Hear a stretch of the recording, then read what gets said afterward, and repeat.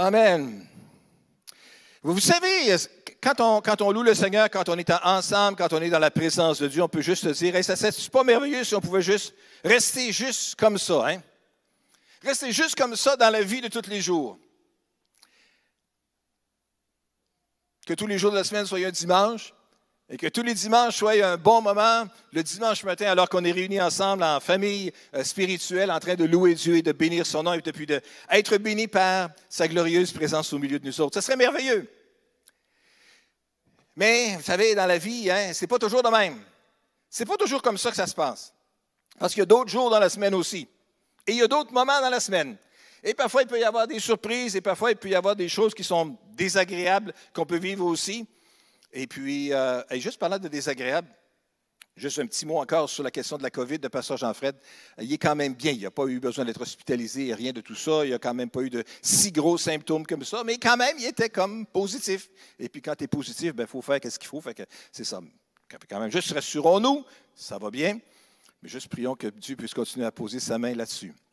Si on revient à notre idée de des fois les choses ne se passent pas toujours comme on pense, c'est arrivé aussi dans la vie d'un homme de Dieu. Et puis là, peut-être qu'on peut se dire, si j'étais vraiment un homme de Dieu, si j'étais vraiment une femme de Dieu avec une grande stature spirituelle, bien peut-être que je serais capable de surfer au-delà de toutes les difficultés et puis vivre dans la bénédiction de Dieu, puis ce serait le bonheur et la grâce m'accompagneront tous les jours de ma vie. Qui a dit ça déjà? C'est David dans le psaume 23. Oui, le bonheur et la grâce m'accompagneront tous les jours de ma vie. Mais ça ne veut pas dire que des fois, entre bonheur et grâce, il n'y a pas des fois des petites courbes par en bas. Pour être capable de profiter des grandes vagues, des fois, il faut être capable de subir celles qui sont par en bas. Ça a été le cas d'un grand prophète de l'Éternel, Élie. Élie, après sa grande victoire sur les prophètes de Baal au mont Carmel, et après ça, il avait fait une prière aussi qui a amené la pluie après 3 ans et demi de sécheresse. Il a traversé une période difficile. Il devait fuir devant Jézabel, la reine qui faisait craindre les gens. Il fuyait devant Jézabel pour sauver sa vie, demandait la mort à Dieu. Dans les mots qu'on est capable de comprendre, là, Élie était à bout.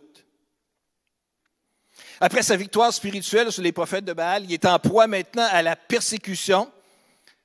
Il passe par une phase de déprime, de dépression. Fatigué par son combat pour l'Éternel, conscient de sa vulnérabilité, le prophète est à bout. Voyez-vous, Élie avait ses limites. Parce que dans le livre de Jacques, au chapitre 5 et au verset 17, nous lisons, « Élie était un homme tout à fait semblable à nous, avec ses limites, avec ses carences. Pourtant, il pria avec insistance qu'il ne pleuve pas et pendant 3 ans et demi, il ne tomba pas de pluie sur le sol. »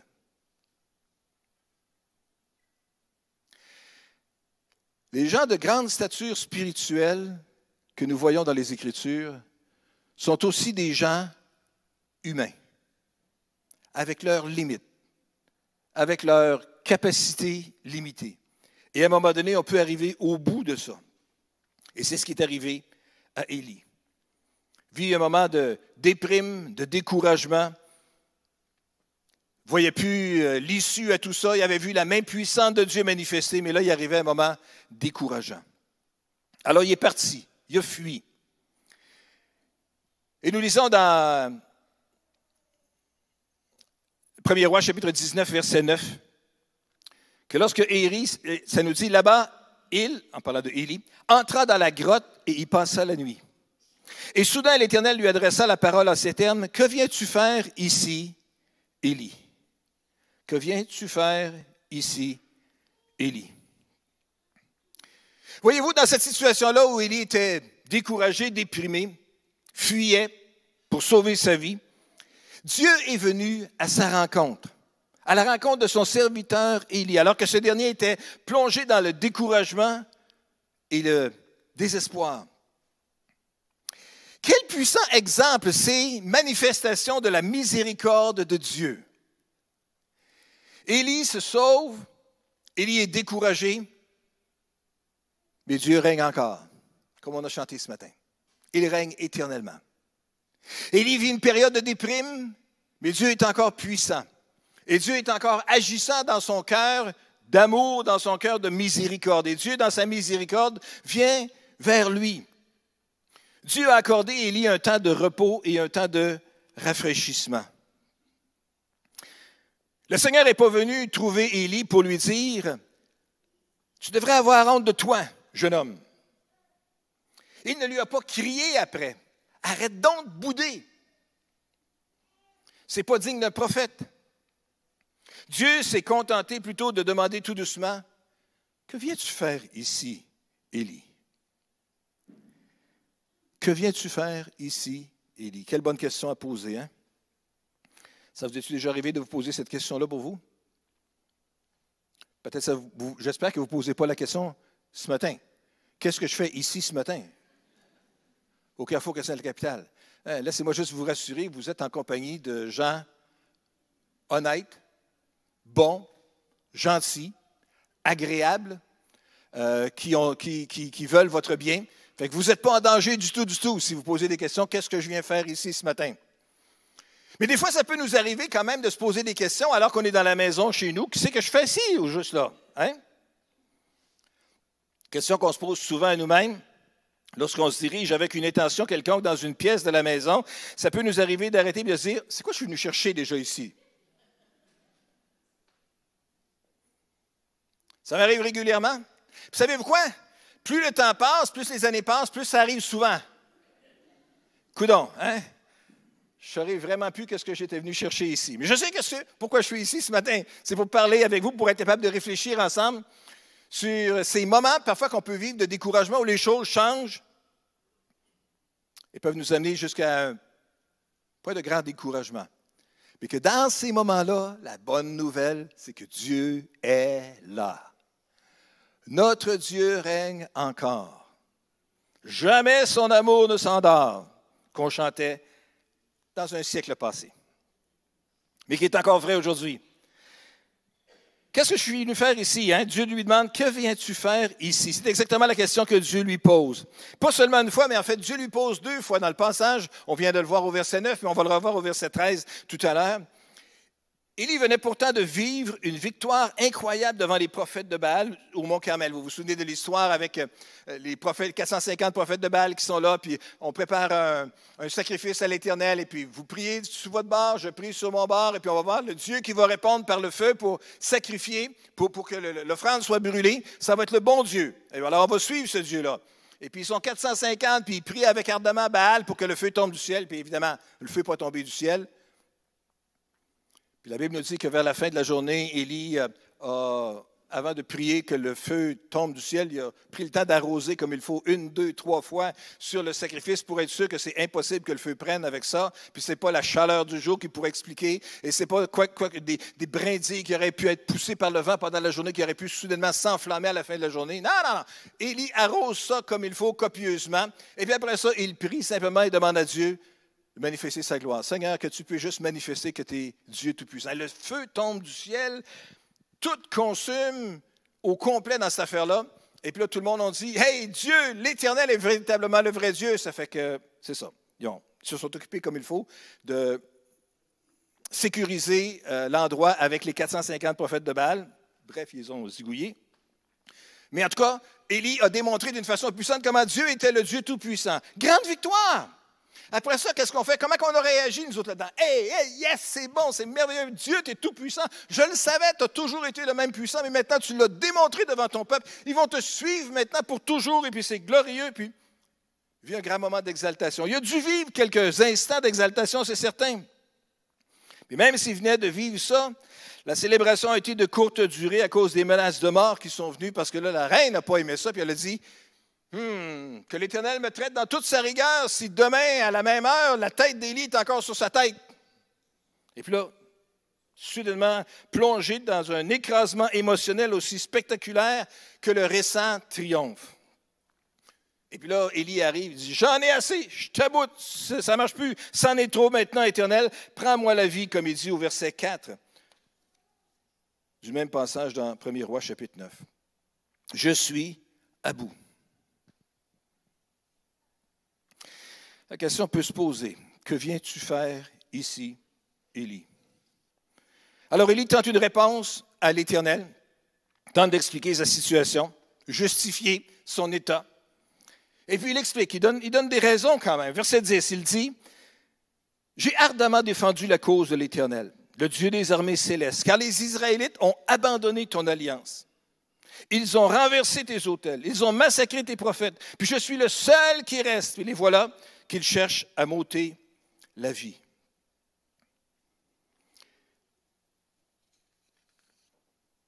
Élie donne 4 explications à Dieu. Il dit d'abord, j'ai ardemment défendu la cause de l'Éternel. Seigneur, j'ai mis tout mon cœur. J'ai été zélé pour l'Éternel. J'ai tout fait ce qui était nécessaire. J'ai mis toute mon ardeur de mon cœur. Je suis allé jusqu'au bout de mes convictions. Puis j'ai été déçu. J'ai été content du résultat parce que tu as manifesté ta gloire, mais là maintenant, ils veulent me tuer. J'ai été déçu par ça. Et puis là, dans le fond, il se retrouve dans un état, j'ai tout fait ça pour ça. J'ai tout fait ces efforts-là pour arriver dans un moment où est-ce que maintenant ils veulent me tuer. Il expérimente du désappointement. Est-ce que ce mot-là vous dit quelque chose? Savez-vous qu'est-ce que c'est d'être désappointé? Vous devez être désappointé de temps en temps, peut-être régulièrement. Frustré même peut-être, à cause d'une accumulation de désappointements.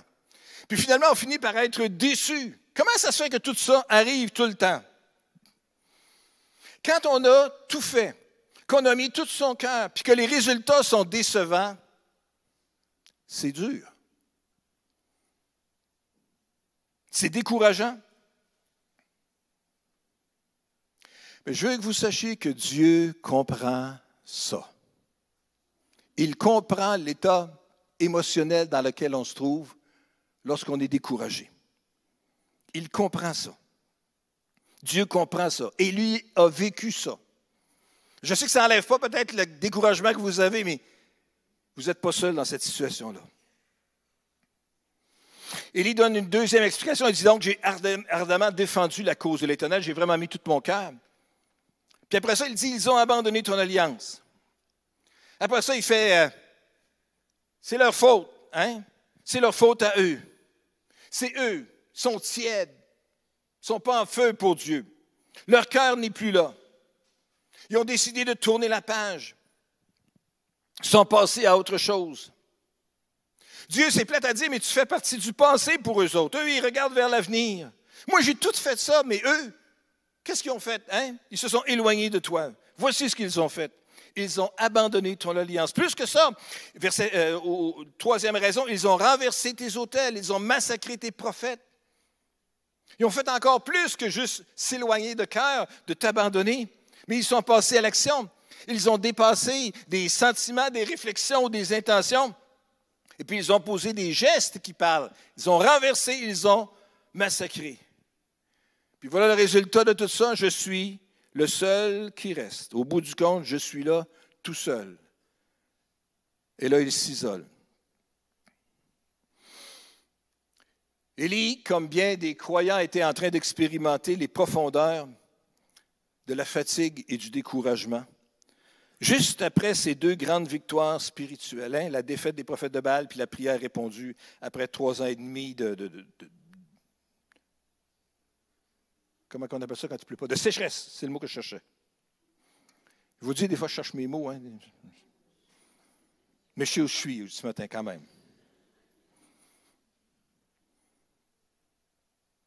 Je vieillis, mais il en reste encore des bouts. C'est correct.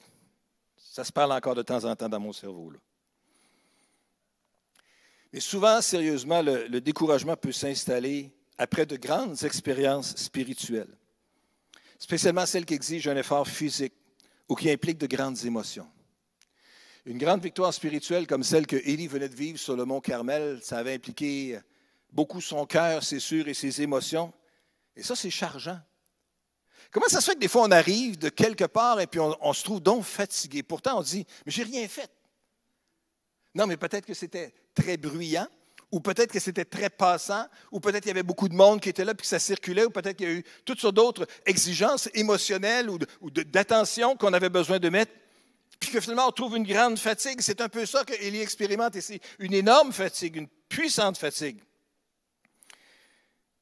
Puis dans la façon, pour lui permettre de sortir de cela, Dieu permet d'abord à Élie de se reposer. Voyez-vous, il nous faut prendre conscience de la réalité du combat spirituel et de la fureur que ça peut être. On a parlé ce matin avec le groupe, le ministère, aidez-moi s'il vous plaît. Appui de pointe, merci. Y a-t-il quelqu'un qui l'a dit? En tout cas, bref, c'est ça que je voulais dire. Appui de pointe, c'est ça, on prie pour la question de la politique, on prie pour les gens qui se présentent, les différents candidats et tout ça, d'une façon non partisane, et c'est bien. Mais on ne réalise pas tout le combat spirituel qui peut se passer à travers ça aussi. Quand ce n'est pas visible avec les yeux, des fois on est si insensible à ça, alors que nous, comme croyants, on peut réaliser la fureur qu'il peut y avoir dans un véritable combat spirituel. Et il y en a un. Mais lorsqu'on vit ces combats-là, il faut qu'on soit capable de se préparer aussi. Parce que même s'il peut y avoir des victoires, il faut se préparer à l'après-victoire, des fois. Pour soigner un cœur des émotions malades et fatiguées, restaurer le prophète mal en point, Dieu lui prescrit repos et nourriture. C'est important qu'on ait dans notre vie de tous les jours une vie spirituelle avec une bonne hygiène de vie spirituelle. Peut-être vous avez entendu votre médecin de famille de vous dire que c'est important que vous gardiez une bonne hygiène de vie. Ça veut dire de bien manger, de faire de l'exercice, de bouger, de rester actif et tout ça pour maintenir ce qui est vieillissant avec les années dans une meilleure forme possible. Il faut avoir une bonne hygiène de vie. Mais spirituellement, c'est la même chose. On a besoin d'avoir une bonne hygiène de vie spirituelle aussi. Et la bonne hygiène de vie spirituelle, ça passe par 4 choses, 4 éléments pour une bonne hygiène de vie spirituelle. Pas compliqué, rien de révolutionnaire, mais des choses qu'on a besoin de se faire rappeler régulièrement. Comme par exemple, le premier, l'étude de la parole de Dieu, la lecture et de nourrir la réflexion spirituelle. L'importance de la Bible. Je suis tombé récemment, en fait, dernièrement, la semaine dernière, sur une étude qui a été faite sur la Bible et les Américains. Alors, je sais, ce n'est pas nous autres. On est bien différents. Le Canada, ce n'est pas les États-Unis. Et puis le Québec, c'est encore bien moins les États-Unis que le restant du Canada. Mais toujours est-il qu'il y a une étude qui a été faite et qui est assez révélatrice sur la relation entre la Bible et les Américains. Tout d'abord, combien y a-t-il d'adultes américains qui possèdent une Bible en papier dans la maison chez eux? 77 %. Quand même, plus le 3/4 des Américains, alors qu'il y a quand même toutes sortes d'autres religions existantes et tout, 77 % des Américains adultes disent avoir une Bible à la maison. 34 % des gens qui ont été sondés disent ne jamais utiliser la Bible par eux-mêmes à part d'être dans une réunion d'église. 34 % Ils ont une Bible chez eux, mais plus que le tiers, ils ne l'ouvrent jamais, tout seul. Je vais juste l'ouvrir quand je vais aller à l'église. Seulement 14 % des gens sondés disent qu'ils utilisent la Bible quelques fois par semaine. 14 % de 77 %. Alors, quand on dit « In God we trust », nous avons confiance en Dieu et nous nous appuyons sur l'Éternel en disant que c'est un pays chrétien, un pays fondé sur des idéaux chrétiens, tout ça, il faut dire que ça l'a migré, ça l'a changé, ça s'est déplacé. Pourtant, rien n'influence plus la croissance spirituelle que l'engagement régulier, la lecture régulière de la parole de Dieu, de la Bible. On a poursuivi la réflexion sur l'étude sur l'engagement des Américains vis-à-vis de la Bible.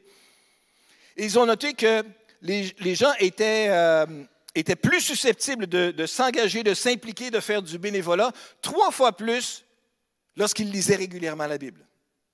Ça fait des gens plus engagés, plus à cœur la vie spirituelle. Les gens qui sont grandement engagés avec la Bible ou qui lisent régulièrement la parole sont 52 % plus susceptibles, plus probables d'expérimenter la joie et la paix. Bon, qui ne veut pas la joie et la paix? Qui ne veut pas le bonheur et la grâce? Qui ne veut pas tout le temps d'être dans la joie et dans la paix? Hey, lis la parole régulièrement, ça va contribuer à 52 % de plus. Les gens qui lisent régulièrement la Bible sont 4 fois plus, qui lisent la Bible 4 fois ou plus par semaine, sont 23 plus enclins à aider les autres, à soutenir les autres. Lire régulièrement la parole comme hygiène de vie spirituelle, ça fait du bien à l'âme, ça fait du bien à la personne et ça fait de nous des meilleures personnes dans notre entourage. Les gens qui lisent la Bible 4 fois ou plus par semaine sont 222 fois, 228 plus que 2 fois plus, disons ça comme ça, hein, de partager leur foi avec les autres que les autres personnes. Voyez-vous, la vie change lorsqu'on s'engage avec la Bible, lorsqu'on s'engage avec la parole de Dieu. Et pourtant, les principales excuses pour ne pas le lire, c'est « j'ai pas le temps ». Tout le monde a 24 heures de 60 minutes à tous les jours. J'ai pas le temps. Quoi que je pourrais tasser pour faire de la place pour. D'autres personnes peuvent se dire, ah, c'est tellement vieux tout ce qui est écrit là-dedans que ça n'a pas rapport avec aujourd'hui. Une lecture plus régulière pourrait nous convaincre du contraire. Ou quelqu'un pourrait dire, je ne sais pas par où commencer. Hey, commencez par le Nouveau Testament. Commencez par l'Évangile de Marc, l'Évangile de Jean. Continuez dans les Épîtres. Après ça, on s'en parlera. Commencez à quelque part. On a besoin. Donc, pour l'hygiène de vie spirituelle, premièrement, lire régulièrement la parole. Deuxièmement, prier. Vivre un temps de communion avec Dieu. Vous savez, ici à l'Église, on organise des temps de jeûne et prière 1 fois par mois. On en parle régulièrement. Je veux juste vous encourager à participer là-dedans aussi. Ah, tu sais, pasteur, je jeûne pas si fort que ça là-dessus. Moi, j'ai des problèmes de santé. Je ne peux pas vraiment. C'est correct. Je comprends ça. Pas de problème. Pas obligé de jeûner puis de ne pas boire d'eau pendant 24 heures. Non, quand on jeûne, on peut boire de l'eau. On devrait boire de l'eau. Mais si vous ne voulez pas, vous avez peur de jeûner, c'est correct. Mais vous pouvez au moins prier. Prenez les requêtes et puis être capable de présenter ça devant l'Éternel, ça c'est une bonne chose. Avec les Prions Québec du ministère, qui s'appelait comment déjà donc? Appui de pointe, oui, c'est ça. On est capable de prier régulièrement, tous les jours aussi. Hein? Bonne idée. Ça s'appelle comment déjà le ministère? Ça fait partie de la technique de rappel de comment ça s'appelle. C'est ça pour qu'on puisse y aller peut-être. Ça aurait été une bonne idée. Prier, juste, hein? Ça va faire du bien, un temps de communion avec Dieu. Troisième chose qui va faire du bien dans votre vie spirituelle, aussi une bonne hygiène de vie spirituelle, c'est venir à l'Église. Être là, ce que vous faites, ce que nous faisons ce matin. C'est bien, hein? C'est bon? C'est le fun. On loue le Seigneur ensemble. Ça fait du bien à l'âme, ça fait du bien. Côtoyer des gens édifiants, les voir, sourire. Y a-t-il du monde qui a l'air heureux dans la vie? Ça fait du bien de voir du monde de même. Écouter une bonne prédication, ça fait du bien aussi. S'inspire, entendre des témoignages des gens. Voyez-vous, Dieu ne nous a pas destinés à vivre en ermite dans une caverne à quelque part. Il désire que nous vivions en communion avec les autres. Nous sommes des êtres sociaux et nous avons besoin de contacts sociaux. Mais tant qu'à avoir des contacts sociaux, aussi bien de n'avoir dans une église le dimanche matin que dans une taverne à quelque part. Des contacts, c'est des contacts, mais c'est parce que ça ne donnera pas le même résultat. Ce n'est pas par expérience que je vous dis ça non plus, là. Mais fréquente taverne, d'abord, c'est un mot qui n'existe même plus, je pense, aujourd'hui, là. Dans une ancienne époque, c'était une place pour aller boire, c'est ça, bref, c'est ça. Ah, il y avait du monde là qui était content de nous voir aussi, sans aucun doute, si on pouvait y aller. Mais ce n'est pas des gens comme le monde que vous allez voir à l'église le dimanche matin. Eux autres, ils vont vous faire du bien. Eux autres, ils vont vous encourager. Eux autres, ils vont vous aider à marcher dans la bonne voie. On est appelés donc à vivre en communion les uns avec les autres. C'est pour ça que l'Église, le corps de Christ, est si important.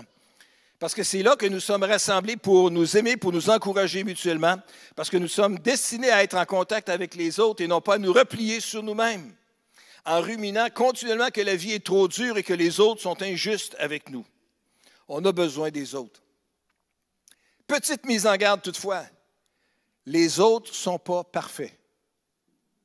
Même les gens qui sont ici au Carrefour chrétien de la capitale. C'est les plus parfaits que possible, mais ils ne sont pas 100% parfaits non plus. Et ça pourrait arriver des fois qu'il y aurait des commentaires désobligeants. Ça pourrait arriver des fois qu'il y aurait des oublis. Ça pourrait arriver des fois qu'il y a du monde qui vont nous laisser de côté. Toutes sortes de choses sont possibles comme ça. Et savez-vous quoi? Ça arrive partout, dans toutes les églises, partout sur la face de la terre. Mais Dieu nous appelle quand même à faire partie de son corps et à être un membre actif de son corps. Et à nous autres chercher à être un élément positif. Amen. Si on trouve qu'il n'y a pas assez de monde qui parle, allons parler au monde qui ne parle pas. Peut-être que nous autres, en allant parler avec eux, ils vont s'apercevoir que ça leur fait du bien de parler avec quelqu'un. Et peut-être que le dimanche suivant, ils vont aller parler avec quelqu'un. On peut avoir des échanges encourageants lorsqu'on est en lien les uns avec les autres. Pour avoir une bonne hygiène de vie spirituelle, donc, il faut étudier la parole, il faut être capable de prier régulièrement, être capable de venir à l'Église et se rassembler avec le peuple de Dieu. Et quatrièmement, il faut être capable de déconnecter aussi de temps en temps.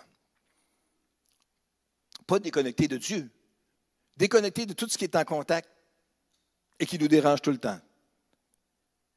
Hein? Les sonneries, les avertissements, les courriels, les textos, les tweets. Ma génération arrête là. Je sais qu'il y a d'autres choses après, là, mais on a besoin juste de déconnecter. Et Élie avait besoin donc d'expérimenter à nouveau la présence réconfortante de Dieu alors qu'il était reculé et qu'il était justement dans un moment de recul important. Dieu le nourrit, Dieu prend soin de lui, il permet de se reposer. Et puis finalement, après ça, au verset 11, Dieu intervient. Et l'Éternel dit à Élie, « Sors et tiens-toi sur la montagne devant l'Éternel. » Et voici que l'Éternel passa. Devant lui soufflait un vent si violent qu'il fendait les montagnes et fracassait les rochers. Mais l'Éternel n'était pas dans l'ouragan. Après l'ouragan, il y eut un tremblement de terre, mais l'Éternel n'était pas dans le tremblement de terre. Après cela, il y eut un feu, et l'Éternel n'était pas dans ce feu. Enfin, après le feu, il y eut un bruissement doux et léger. Le vent, le tremblement de terre, le feu, l'un après l'autre. Au milieu de tout ça, Élie était drapé dans son vieux manteau usé en attendant le Seigneur. Mais Dieu n'était dans aucun de ces puissants bouleversements naturels. La présence de Dieu n'était pas ni dans le vent, ni dans le tremblement de terre, ni dans le feu, mais sa voix s'est fait entendre au sein d'un murmure doux et léger, un bruissement doux et léger. Cette douce brise-là a fait sortir Élie de sa caverne. Quand on vit un découragement, on pense que ça parle de quelque chose de grand, quelque chose de glorieux, de puissant, d'épeurant, une démonstration de puissance qui va nous faire sortir de la torpeur dans laquelle on peut être. Avec Élie, Dieu s'y est pris dans la douceur. Un bruissement doux et léger. Avez-vous déjà entendu un bruissement doux et léger? Avez-vous déjà ressenti, alors que vous étiez peut-être dans une période de découragement ou d'abattement ou avec une urgence qui était devant vous, une situation impossible qui se présentait à vous, puis vous dites, qu'est-ce que je vais faire dans cette situation-là? Puis vous êtes là, assis en silence à quelque part. Et soudainement, il y a un bruissement doux et léger. Soudainement, il y a comme un petit murmure à quelque part, qui commence généralement en disant « Je t'aime », ou qui commence généralement en nous appelant par notre nom. Pour nous sortir de notre état, on voudrait avoir des grandes manifestations pour nous revigorer, nous stimuler, grandes manifestations de puissance pour nous sortir de notre état. Mais Dieu sait ce dont nous avons besoin, véritablement besoin.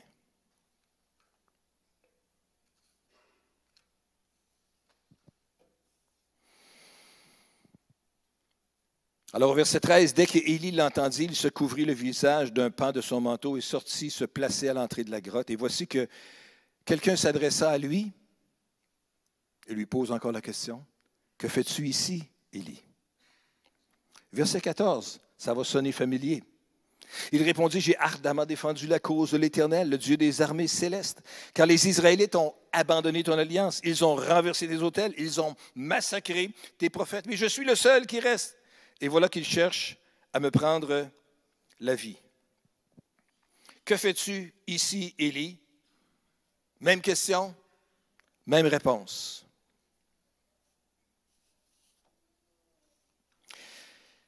Le Dieu qui sait tout connaît bien sûr la séquence précise des événements qui ont conduit Élie dans sa caverne.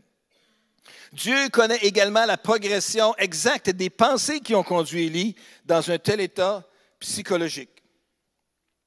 Mais la question posée, que fais-tu ici, Élie, a la puissance de réveiller et de ébranler.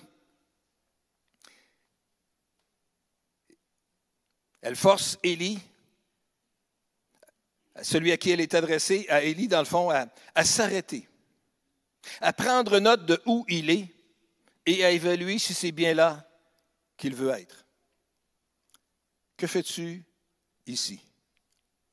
Dans la situation décourageante qu'on peut se retrouver, ça peut nous arrêter aussi et juste réfléchir, je suis rendu où au juste? Je suis rendu où au juste dans cette situation-là? Et puis après ça, être capable d'évaluer comment est-ce que j'ai fait pour me rendre ici? Qu'est-ce qui m'est arrivé? Est-ce que j'ai fait des mauvais choix? Est-ce que c'est des bons choix que j'ai faits en toute connaissance de cause, avec une bonne volonté, mais que finalement ça s'est avéré être difficile? Et puis après ça, on peut arrêter aussi, qu'est-ce que je fais là? Vraiment évaluer, est-ce que j'ai envie de rester ici? Est-ce que c'est là que je veux vraiment être dans cette situation-là? La question posée par Dieu soulevait toutes ces questions-là dans l'esprit d'Élie. Et Dieu lui parle dans les versets suivants, comme on va voir, et a montré à Élie qu'il y avait toujours une mission à accomplir, qu'il y avait toujours une place pour lui, qu'il pouvait encore accomplir quelque chose. Même s'il était déçu, exténué, il était toujours l'homme de Dieu pour un temps comme celui-ci. Puis concernant sa plainte d'être tout seul, Dieu lui dit, « Écoute, Élie, permets-moi juste de faire une petite correction ici. Il y a quand même 7000 fidèles qui n'ont pas fléchi le genou devant Baal. Tu n'es pas seul. » Voyez-vous, mes amis, la réalité, c'est que même si on ne les voit pas, on n'est pas tout seul.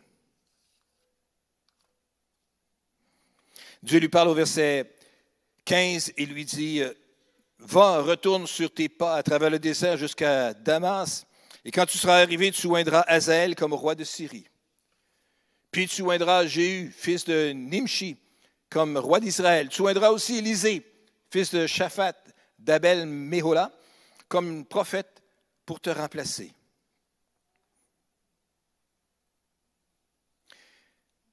Élie pensait qu'il était la seule personne qui était encore fidèle, loyale à Dieu. Il avait vu la cour du roi et les sacrificateurs devenir de plus en plus corrompus. Il avait vu la dégradation se passer. Après avoir vécu l'expérience de la grande victoire sur le mont Carmel, il avait dû s'enfuir en raison des menaces de mort. Seul découragé, il avait oublié que d'autres étaient demeurés fidèles, même durant cette période de déclin national. Lorsque vous êtes tenté de penser que vous êtes le seul qui demeure fidèle à la mission, ne vous arrêtez pas pour vous plaindre de votre sort parce que l'apitoiement sur soi diluera le bien que vous êtes en train d'accomplir. Mais soyez assurés que même si vous ne savez pas qui ils sont, d'autres sont fidèles, obéissent à Dieu et accomplissent leur devoir fidèlement. Il y a beaucoup plus que ce qu'on peut voir. Dieu possède des ressources infinies, grandes, puissantes, que nous ne pouvons pas voir et que peut-être dont nous ignorons même l'existence, mais qui sont prêtes à être manifestées lorsque véritablement on en a besoin. Et Dieu peut nous envoyer au secours de ça. Voyez-vous, Élie pensait qu'il était tout seul. Il était sincère, il disait vrai, honnête, transparent, comme on dirait aujourd'hui, devant Dieu. Intègre, exagérait pas. Et pourtant, la réalité, c'était pas ça. La réalité, c'est pas qu'il y avait un autre fidèle à quelque part qui avait résisté 7000. Et mes amis, quand on vit dans notre quartier ou qu'on travaille ou qu'on est dans notre équipe de travail ou avec les gens avec qui on est, peut-être on peut se sentir si seul comme croyant, si seul comme disciple de Jésus. Toutes les autres ont abandonné la religion en général, puis Dieu peut-être encore plus. On peut se sentir seul. Bien sûr, en étant ici le dimanche matin, on réalise qu'on n'est pas si seul que ça. Mais des fois à la maison ou des fois au travail, on peut se sentir terriblement seul. La réalité, c'est que Dieu a des ressources, Dieu a des enfants d'une façon tellement plus grande que ce qu'on peut imaginer ou penser, mes amis. Que fais-tu ici, Élie? Tous les jours, on aurait besoin de juste être capable de s'arrêter peut-être et de se poser cette question-là. Que fais-tu ici, Paul? Où est-ce que tu es rendu là? S'arrêter pour une petite période de 15 minutes juste pour s'asseoir loin du bruit et du brouhaha en ayant eu soin de bien déconnecter ce qui a besoin d'être déconnecté, pour être capable d'écouter le silence.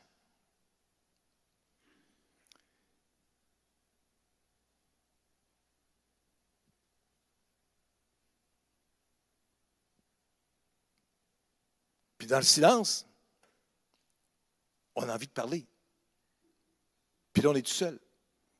Fait que la réaction naturelle pour un enfant de Dieu, c'est qu'on va commencer à parler à Dieu, commencer à prier, commencer à avoir une conversation toute simple avec Dieu.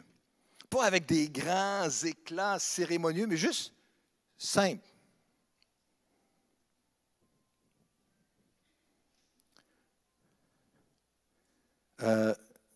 C'est-tu un appel téléphonique, ça, ou c'est un texto ou quelque chose? En tout cas, bref. Petite musique moins dérangeante. Essayez de prendre quelques minutes pour juste écouter le silence. Pourquoi ne pas converser tout doucement, justement, avec le Seigneur en revisant les derniers 24 heures? Ça pourrait bien nous aider à avoir une meilleure compréhension de où est-ce qu'on est rendu, d'où nous sommes rendus, et de comment on s'y est pris pour se rendre là. Et qui sait, peut-être même que Dieu pourrait nous murmurer à l'oreille les prochaines étapes qu'il a préparées pour nous. Dans son découragement, Élie fait juste écouter le murmure doux et léger, et Dieu lui parle et lui renouvelle sa mission envers lui. Est-ce que je pourrais inviter nos musiciens à revenir, s'il vous plaît? Que fais-tu ici, Élie? Dieu pourrait bien nous poser la question à chacun d'entre nous aujourd'hui. Que fais-tu ici, toi? Que fais-tu là où est-ce que tu es? Et peut-être qu'on a besoin de faire une réflexion à ce sujet, mais je veux juste vous rappeler certains éléments importants. Tout n'est pas fini. Même quand on traverse une période aussi déprimante ou décourageante, déstabilisante et désespérante que dans laquelle Élie pouvait se trouver, tout n'est pas fini. Il y a encore un avenir. On peut prendre acte de la fatigue, prendre acte de l'état de découragement dans lequel on est, puis se réfléchir, qu'est-ce qui nous a mené à cela? Est-ce que ça a été un surmenage? Est-ce que ça a été un trop plein d'activités? Est-ce que c'est une trop grande accumulation de choses? La chose qui est importante qu'on a besoin de se rappeler, c'est qu'il y a un futur, il y a un avenir, il y a une mission à accomplir. Et il n'y a pas juste une mission à accomplir, il n'y a pas juste un futur puis un avenir, mais il y a aussi un Dieu qui est là. Dieu qui connaît, Dieu qui sait, Dieu qui voit, Dieu qui ne nous abandonnera pas. Jamais. Jamais. Jamais. Avez-vous compris? Dieu ne nous abandonnera jamais. Vous pouvez trouver des relations difficiles peut-être avec les gens, douloureuses, décevantes, désappointantes. Puis vous vous dites peut-être, j'en ai eu assez de tout ça. Juste vous dire que Dieu comprend la situation. Il sait, il compatise et il nous aime d'un amour éternel. Et dans sa compassion, il veut juste nous toucher à nouveau puis nous dire qu'on n'est pas seul, qu'il ne nous a pas oubliés, qu'il veille encore sur nous. Dans le livre d'Ésaïe, au chapitre 40 et au verset 31, nous lisons « Ceux qui comptent sur l'Éternel renouvellent leur force. Ils prennent leur envol comme de jeunes aigles. Sans se lasser, ils courent, ils marchent en avant et se n'épuisent pas. » Marchent et ne s'épuisent pas. Prennent leur envol sans se lasser et renouvellent leur force. Est-ce qu'on peut se lever ensemble ce matin? Alléluia. Seigneur, nous voulons juste te dire merci ce matin pour ta parole. Nous voulons te remercier pour l'effet de ta parole dans chacune de nos vies, des réflexions que ça suscite dans nos âmes, dans nos cœurs, dans notre intelligence. Nous voulons juste bénir ton nom aujourd'hui, Seigneur, parce que tu es un Dieu qui est fidèle, qui ne change pas, qui demeure éternellement le même, et qui, dans ton éternité, ton immuabilité, tu demeures plein d'amour envers chacun de nous, plein de miséricorde, et tu veux toucher nos cœurs et nos vies encore et encore aujourd'hui. Seigneur, on veut juste te prier, comme nous venons tout juste de le lire, alors que nous voulons nous confier en toi, que tu puisses renouveler nos forces. Je veux te prier ce matin, Seigneur, que le puissant souffle de ton esprit puisse toucher nos cœurs et nos vies, les âmes de nos frères et nos sœurs présents en ce lieu aujourd'hui et ceux qui nous écoutent, qui sont en ligne, peu importe et à quel moment ça se passera. Je te prie, Seigneur, que ton Saint-Esprit soit à l'œuvre dans chacun des cœurs et de chacune des vies et que tu renouvelles en ce moment même ta force, Seigneur. Viens renouveler. Vois le découragement peut-être, vois l'épuisement, vois la fatigue extrême dans laquelle peut-être certains peuvent être plongés, Seigneur, avec tout le découragement qui s'ensuit. Et je te prie, Seigneur, que toi, par ton esprit, tu viennes renouveler les forces. Nous aider à marcher sans nous fatiguer, à prendre notre envol sans nous lasser. Seigneur, aide-nous à continuer à avancer dans notre marche avec toi. Alléluia. Ouvre nos yeux, Seigneur, pour qu'on puisse te voir encore une fois dans ta gloire et dans ta majesté. Et te voir dans ta puissance, capable d'intervenir encore dans chacune de nos vies. Et nous te donnerons à toi seul la gloire, parce qu'à toi seul elle revient, Seigneur. Au nom puissant de Jésus. Merci, Seigneur. Amen. Et amen. On va demander à Pasteur Francis et l'équipe de nous conduire dans des chants de louange maintenant.